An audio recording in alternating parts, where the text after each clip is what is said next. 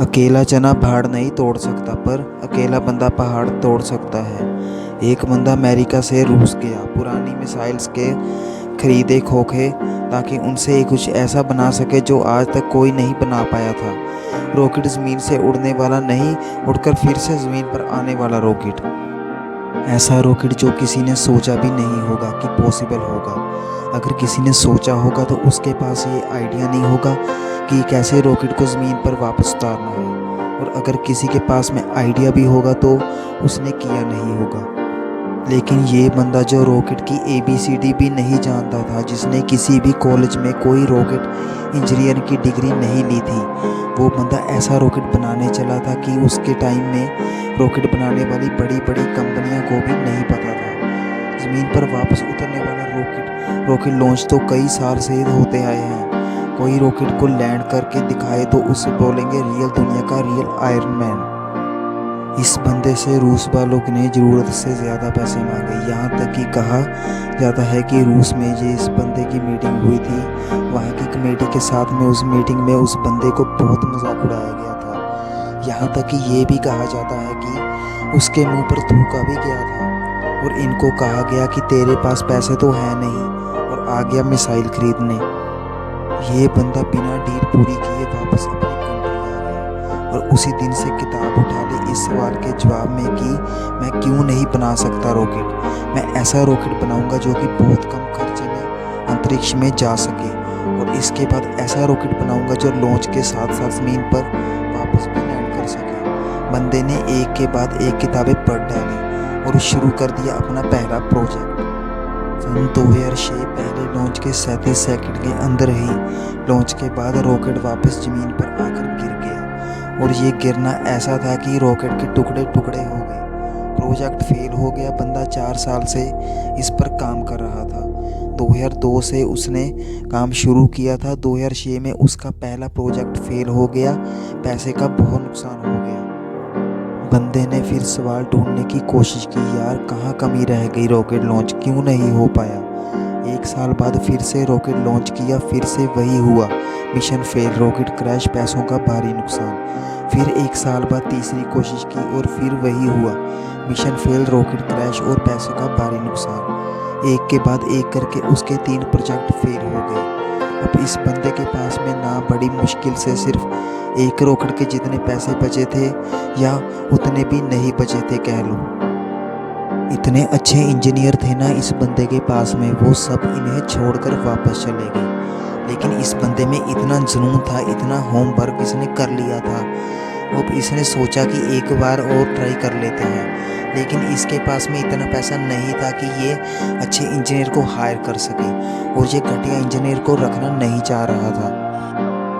तो इसने डिसाइड किया कि जब मैंने इतनी पढ़ाई कर रखी है तो क्यों ना इस बाद प्रोजेक्ट का चीफ इंजीनियर मैं ही बन जाऊँ। वो बंदा खुद चीफ इंजीनियर था, जिसने रॉकेट साइंस की कोई इंजीनियर डिग्री नहीं ले रखी थी। बड़ी अजीब सी बात थी और बड़ी रिस्की काम था ये, और पैसे का बहुत ही भारी नुकसान हो चुका था। लेकिन इस बंदे की हिम्मत का नुकसान कोई नहीं कर पाया। पूरी जान चौथी कोशिश ने लगा दी, और उसके बाद में कुछ ऐसा हुआ ना जो आज तक कोई नहीं कर पाया।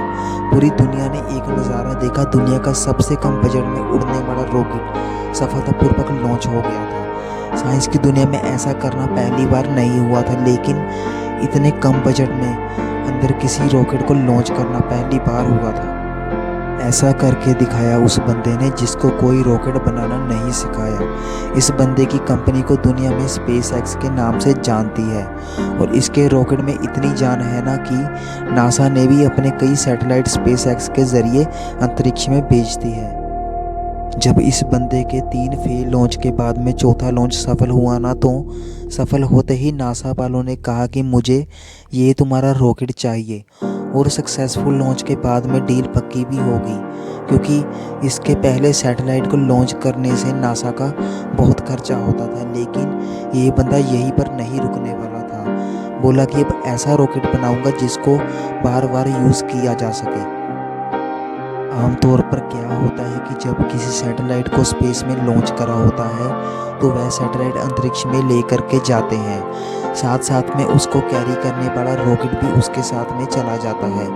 फिर आप उसको दोबारा यूज़ नहीं कर सकते क्योंकि वह ख़त्म हो जाता है, यूज़ करने लायक वो बचता ही नहीं है।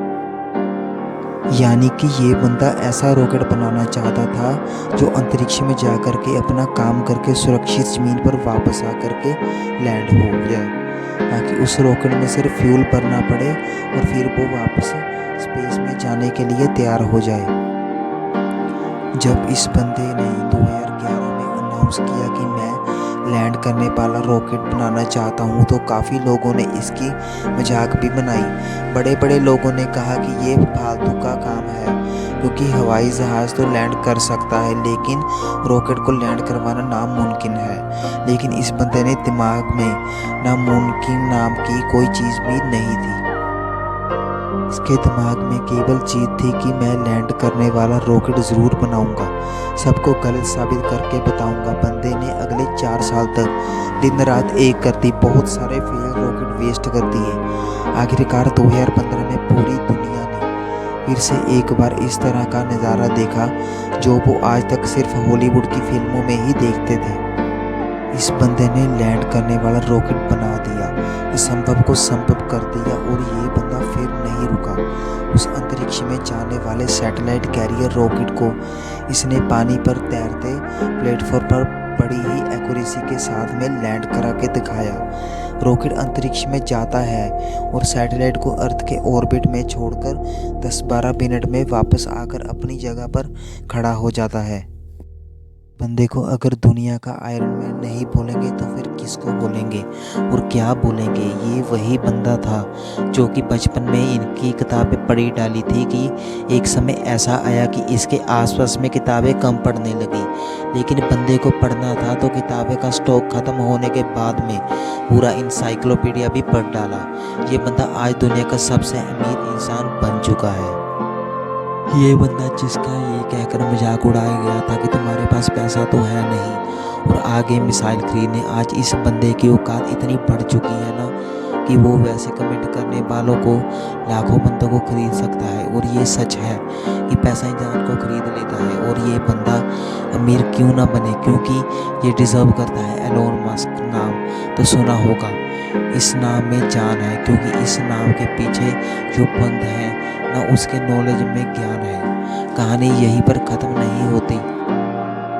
एलोन मस्क बहुत सारे काम करने वाले हैं जो आज शायद इम्पॉसिबल लगता है, पर फिर भी ये भूलना नहीं चाहिए कि वो लैंडिंग वाला रॉकेट भी किसी टाइम पर इम्पॉसिबल लगता था। इनके बहुत सारे ऐसे प्रोजेक्ट चल रहे हैं जिनके बारे में कोई सोच भी नहीं सकता। इनमें से एक प्रोएम्स प्रोजेक्ट है हाइपर लूप। इसमें ज़मीन पर हवाई जहाज़ से भी ज़्यादा स्पीड पर ट्रैवल करने का प्रोविज़न होगा, ऐसी टेक्नोलॉजी होगी। अब अपने देश की बात करते हैं। यहाँ पर दुनिया के सबसे ज़्यादा जवान लड़के और लड़कियाँ हैं, इतने ज़्यादा कि कई देश की कंपनियाँ पॉपुलेशन नहीं है। हमारे देश में भी टैलेंट की कोई कमी नहीं है। ज़रूरत है तो सोच को विजन देने की, विजन के लिए आइडिया जनरेट करने की और आइडिया को एक्शन में बदलने की।